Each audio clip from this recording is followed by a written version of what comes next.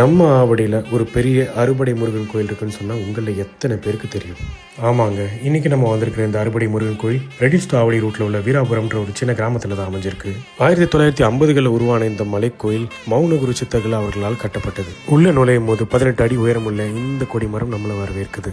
இந்த 48 படிகள் ஏறி தான் நம்ம போய் முருகரை பார்க்கணும். இது 48 மண்டலங்களை குறிக்கிறதா சொல்கிறாங்க.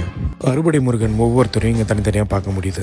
இங்கே முருகர் மட்டும் இல்லாமல் வாராகி, ஆஞ்சநேயர், ஐயப்பன், சிவபெருமானுக்கும் தனித்தனியாக சன்னதி அமைச்சிருக்காங்க. குழந்தை பாக்கியம், திருமணத்தடை, தீராத நோய்கள் இந்த மாதிரி பிரச்சனை இருக்கிறவங்க 6 வாரம் இந்த கோயிலுக்கு வந்தால் அதுக்கு தீர்வு கிடைக்குதுன்னு சொல்கிறாங்க. இந்த கோயிலோட 4 பக்கத்துலையும் முருகனுடைய வாகனமான மயிலை நம்மளால் பார்க்க முடியுது. இந்த மாதிரி அமைப்பு இருக்கிற ஒரு சில முருகர் கோயிலில் இதுவும் ஒன்று. சாமி கும்பிட்டு முடிச்சதுக்கப்புறம் என் ஒய்ஃப்க்கு இந்த கோயில் விட்டு வர மனசே இல்லை. ஏன்னா இங்கே இருக்கிற மூலவரை பார்க்கும்போது அப்படியே முருகப்பெருமான் நம்ம எதில் வந்து நிற்கிற மாதிரி இருக்கு. இந்த கோயிலோட லொக்கேஷனை ஃபர்ஸ்ட் கமெண்ட்ல பின் பண்ணியிருக்கேன். நிறைய ஆச்சரியங்களும் அதிசயமும் நிறைஞ்ச இந்த முருகர் கோயிலுக்கு நீங்களும் ஒரு வாட்டி போயிட்டு வாங்க.